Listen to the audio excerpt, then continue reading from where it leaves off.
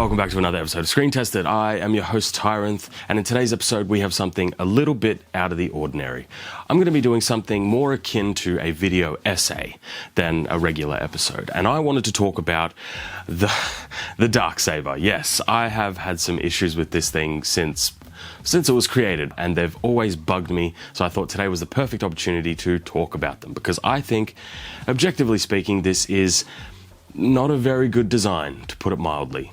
So let's get started. We're going to break up today's episode into three separate parts. The first part will be about the hilt, second part will be about the blade, and the third part will be like kind of miscellaneous and final thoughts. You might be thinking, well, what are some of the issues with the hilt? But before we get into it, I actually kind of want to just address something that I personally think, and I think it's pretty obvious. That is, this was based off a katana. This is supposed to be a space katana of sorts. Like, obviously they're not one-to-one because it's supposed to be, you know, something a little bit different to a sword, but you can see that they have the same sort of handle shape, similar sort of design on the handle. They both have a guard or saber, and like, I think it's pretty obvious that they were going for a space katana with this. Leave your comments down below if you think that that is not the case, because I think it's pretty self-evident, honestly. Starting off with some of the issues of the hilt. First up, how it's held. The orientation of how it's supposed to be held is actually quite uncomfortable. Your finger slams up against this saber, whatever we want to call it, the guard here, and it doesn't leave much room for your second hand to fit on. But on top of that, then we move up to the guard itself. The guard doesn't actually protect your hand in any sort of way, so it simply just gets in the way. But most of these issues could actually be fixed if we just fix the orientation. If we turned it around like that, all of a sudden it's far more comfortable. It rests up against your hand, and you have a whole bunch more room to fit your second hand on. So that's the first issue I have, is the orientation of how it's held. This is not a good way to hold this. Another smaller issue just regarding wieldability is actually the pivot point on it. Because we have this guard saber thing, it makes it a lot harder to actually move around more nimbly, which obviously other sabers don't have that issue. So here, it's a bit more unwieldy, just a little bit. That one's a little bit of a nitpick. So we have the orientation, the guard, a little bit of, you know, where the pivot point is. Then we have indexing. Now, indexing is an interesting one because it's not really present on lightsabers because it doesn't need to be. Lightsabers have a 360-degree cutting surface, so you don't need to know where the index of the edge is because the whole thing is the edge. With the DARKSABER, it is a completely different ball game, and don't worry, we're really going to get into it when it gets to the blade. But just in terms of the hilt only, we have indexing on the hilt. Now, that doesn't sound like a big deal because personally I do think that an indexed handle is a little bit more comfortable. Like, it naturally contours to your hand a bit better. However, it's completely unnecessary because a lightsaber shouldn't need indexing. So I've been saying indexing a lot, and you're probably wondering, well, what the f is indexing? Indexing on a sword is basically just so you know where the edges of your sword are in relation to your hand. So when you do a cut, you know intrinsically where your hand is placed. You can feel where the front and back edge is going to be. So you don't have to worry about edge alignment when you're trying to cut with a sword. With a lightsaber, they obviously shouldn't have this issue, so you don't have to worry about edge alignment or indexing, but the DARKSABER is a bit different, so different story. And indexing is present on pretty much most swords. Like, it's more comfortable, it allows you to align your edges with a cut. Indexing it's used for swords. Just before we continue with today's episode, I wanted to show you some of these really cool Damian Sabers. They reached out recently and said, hey, did you want to review some of our sabers? They sent these two down. I thought they would be good for comparisons in today's episode. This one here is they said it's new, their Kit Fisto, and I'm actually impressed because it's the first time in a long time where, like, a saber company has got the proportions right in terms of the thickness and length of a saber. Kit Fisto's saber is actually kind of a stubby one, and as you can see, this one, it's actually the right size. This one here is pretty good quality, and I'm quite happy with it. The Mace Windu one is also very good. It's a lot lighter than I thought it would be, and I think that's because it has a whole bunch of injection molded parts, because he has grips and, you know, all this sort of stuff. It's really high quality too. I actually think it's the right size as well. Finally, we're getting lightsabers that are the correct diameter and thickness. There will be a link in the description and the pinned comment for Damian Sabers, so if you end up buying something, I make a couple of dollars and it helps support the channel. I just wanted to mention them because these ones are actually pretty cool, and it seems like Damian Sabers has quite a variety of sabers, from like cheaper to more expensive. So whatever your budget is, it seems like they might actually have something that you're interested in. I also wanted to mention this. I specifically got the Mace Windu for this box. I'm not even joking. Here's the Mace Windu, and this is the box that comes with it. I don't think it comes with all of their sabers, so you might have to ask them if you want one of these travel boxes, but it is absolutely awesome. I know it seems like I'm more excited about the box than the lightsabers. The lightsabers are fantastic, but an actual good quality carry box for a lightsaber is hard to find these days. And as you can see, I have like spare blades and hilts. You can fit 3 hilts in it, tools, and some blades. And it has a lock. This is actually this is something I need to actually use my lightsabers when I travel with them. But if you want to check out Damian Sabers, there will be a link below. These two here, I actually think are worth the money. I think these are not bad at all. Enough of my rambling. Let's get back to the episode. Thank you, Damian Sabers, for sending these out. These are pretty good. Let's get back to it. Okay, so we've covered the hilt. There's a multitude of issues and nitpicks here. We have things like the indexing, the guard itself not actually protecting your hand, the way you have to hold it, not really being able to fit 2 hands on comfortably. On top of that, we have like the pivot point. So we've covered all of that. Now let's move on to the blade, because the blade is actually where I think things get a lot more stupid, actually. Yeah, so starting off, now this blade here is just a stand-in because I don't actually have one to go with my Darksaber, but it's very close. It's a single-edged blade. Now what do I mean by that? I mean the design is that of a single-edged blade. We have a primary edge that actually has a curve in it, which I don't actually understand how that even is possible with a lightsaber. But we're just going to skip past the law-breaking stuff and go strictly to the design of it. Why would I want a single-edged sort of blade design, I should say, on a lightsaber? That is the stupidest thing I've ever heard of. I'm like, genuinely. One of the main benefits of a lightsaber is that it can cut 360 degrees, and that also means that I can do lots of different types of cuts. And this kind of leads back into the previous point of the hilt of indexing, because what it means is that you actually use edge alignment with the Darksaber. And this is something that I've seen in pretty much every single time the Darksaber is in any sort of media. When you watch the fight scenes or when it's used, they use edge alignment. Now, that's not like the issue is you shouldn't need to, and this is a objective drawback of using something like this. Why would I want to use edge alignment when I don't have to and don't need to? So having this sort of blade design, first off being single-edged in design, is, like I said, space katana. Completely unnecessary. Anyways, this also brings up the other this is more of a hypothesis. I do think that the back edge can cut. So technically speaking, I do think that the Darksaber is a double-edged lightsaber design, but I haven't seen the reverse edge used. I haven't seen anybody use it that way.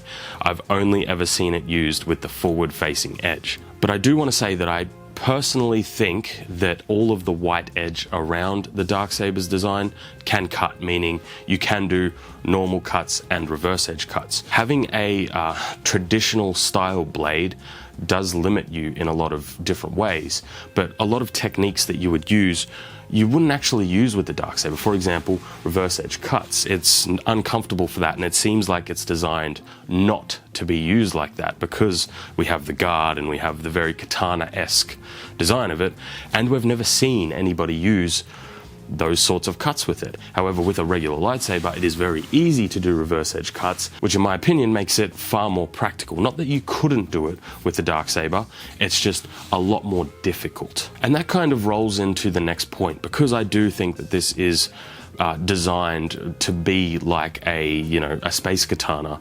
We actually sort of see that prevalent in a lot of Star Wars media, where lightsabers and Jedi are supposed to be inspired by samurai. The truth of this is that a lightsaber would be far more akin to well, first off, I should differentiate. If a lightsaber was real, meaning in the real world, it would be far more useful, and it would actually be far more practically used as a rapier for thrusting than a lot of chopping. But if we're talking about in Star Wars media, in the movies, how they are portrayed and used, they are far more similar to something like European swordsmanship, where they use, reverse edge cuts, back edge cuts, and lots of different techniques that aren't really present in kendo or, using a katana, right? Because it's a single-edged sword. That affects the way you use it compared to something like a double-edged sword. So when you translate from one-to-one, meaning swordsmanship from the real world to lightsabers, katanas and stuff like that are not a good fit for lightsabers. Anyways, moving on, we should talk about the flat of the blade. We've talked about the stupidness of having a single edge design on a lightsaber, completely unnecessary. We've talked about how I do think that you could have two edges, which is why it makes it even more stupid that the design is more of a single edge when both edges should probably cut. Let's talk about the flat of the blade. I have never seen the flat of the blade interact with either another lightsaber or with the world around it, which makes me think it might not be able to cut. Now, I can't confirm this because I've gone frame by frame through some of the episodes where the Darksaber is ignited and maybe falls on the floor and stuff, and we only ever see the edges touching.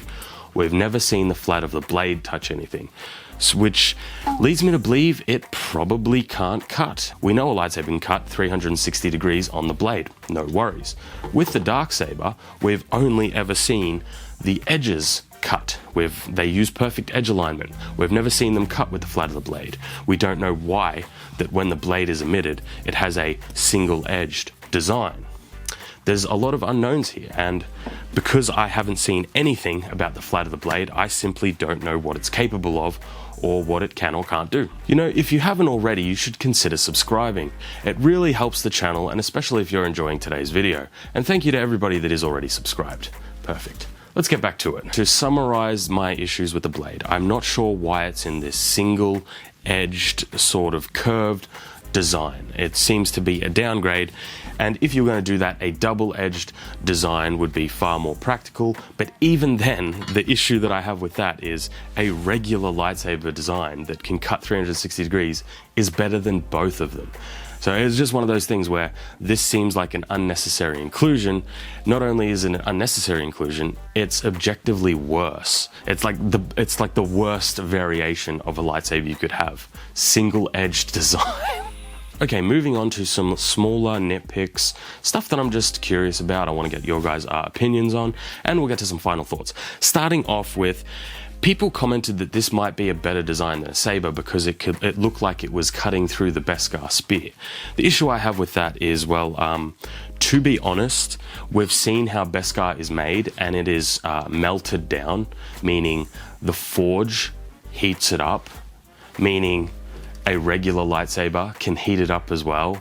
So that's just, it's just one of those little nitpicks that I saw. I remember when Mando fought Moff Gideon, everybody's like, oh, the Darksaber might just be more powerful. It's like, not really. I mean, I feel like any sort of saber that you put on Beskar, given enough time, will heat it up like that, because that's what lightsabers are made of, heat. One that I did want to talk about that I feel like the Darksaber unnecessarily also added to canon was that lightsabers are somehow heavy, or they have some bullshit that makes them hard to use. We have so many examples, not only of the Darksaber being used by non-Force users completely fine, weightless, like a normal sword, not only when it was introduced with Pre Vizsla, who is not a Force user, using it perfectly fine. We also have other things like Finn in the sequels, so even in Disney's own canon, lightsabers are weightless and non-Force users can use them. We have Mando using it, obviously, and Moff Gideon using it, who's another non-Force user using the Darksaber specifically.